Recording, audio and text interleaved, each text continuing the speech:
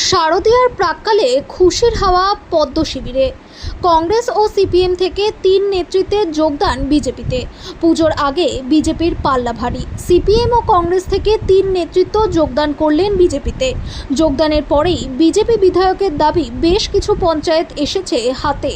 শান্তিপুর পঞ্চায়েত সমিতিও সাধারণ মানুষ তুলে দিয়েছে বিজেপির হাতে। সামনের বিধানসভা নির্বাচনে ডবল ইঞ্জিনের সরকার তারা গঠন করবেন এ রাজ্যে।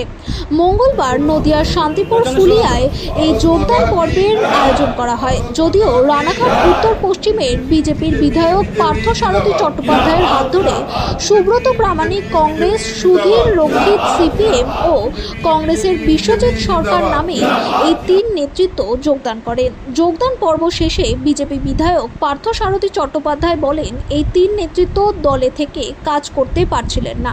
একাধিকবার শাসক দল তাদের বিভিন্নভাবে চাপ সৃষ্টি করে, তাই মানুষের সেবায় স্বচ্ছ মনোভাব নিয়ে কাজ করার জন্য আজ তারা বিজেপিতে যোগদান করেছেন। তবে আগামীতে শুধু সময়ের অপেক্ষা। আসন্ন বিধানসভা নির্বাচনে এ রাজ্যের ডবল ইঞ্জিনের সরকার গঠন হবে, তা শুধু আর সময়ের অপেক্ষা। ওখানে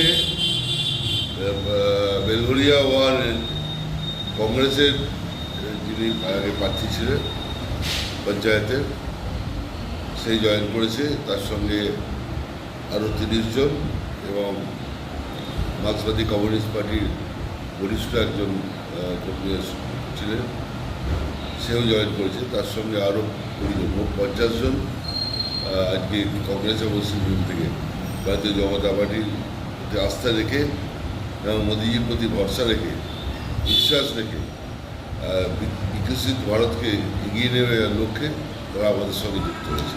এটা তো আরও শক্তিশালী হলো এলাকাটা। অবশ্যই, বিশেষ করে বেলঘরিয়া ওয়ান, নবলা, এইসব অঞ্চলগুলো অনেকটাই শক্তি